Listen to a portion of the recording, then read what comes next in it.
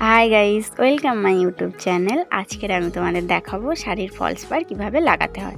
खूब सहजभावे सहज उपाये देखाबो। देखो सेम शाड़ीर कालारे एक फल्स निये निलाम। एबार जेई धार थेके लागाबो ओई धारटा आमी एबार टेने टेने नेब, जेहेतु छोटो छोटो कुंची थेके थाके ओटा आर देखा जाबे ना। देखो এই শাড়ির ধারটা এবার আমি টু ফোল্ড করে একটা করে চাপ সেলাই দিয়ে নেব, যেহেতু সব শাড়ির ধার এরকম ছাড়া থাকে। এবার দেখো যেই ধার থেকে আমি পাটটা বসাবো ওটাকে এবার আমি এক বিগদা ছাড় দেবো, যেহেতু নিয়ম ফলস লাগানোর ক্ষেত্রে এক বিগদা ছাড় দিয়ে এখানে একটা আমি দাগ দিয়ে নিলাম।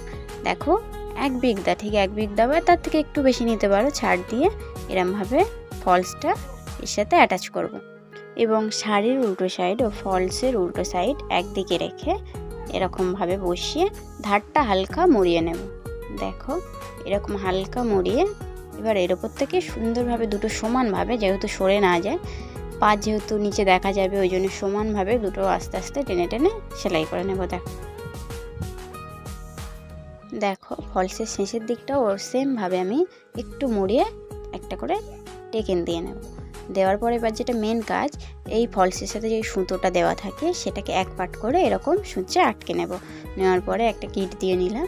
দেখো দিয়ে এটাকে এবার হিম সেলাই করতে হবে। হিম সেলাইটা কেমনভাবে করছি দেখো বুঝতে পারবে।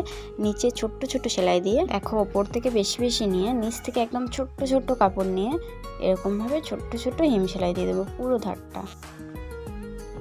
আশা করি হিম সেলাই সবাই জানো, কারণ চুড়িদারের ক্ষেত্রে বিশেষ করে ব্লাউজের ক্ষেত্রে চারিদিকে হাত সুইয়ের কাজ করতে হয়, তাই ঠিক সেরকমই হাত সুইয়ের ছোটো ছোটো কাজ করে নিচ্ছি।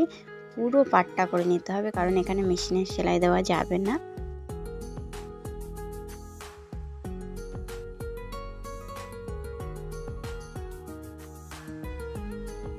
হয়ে গেল আমার ফলস লাগানো।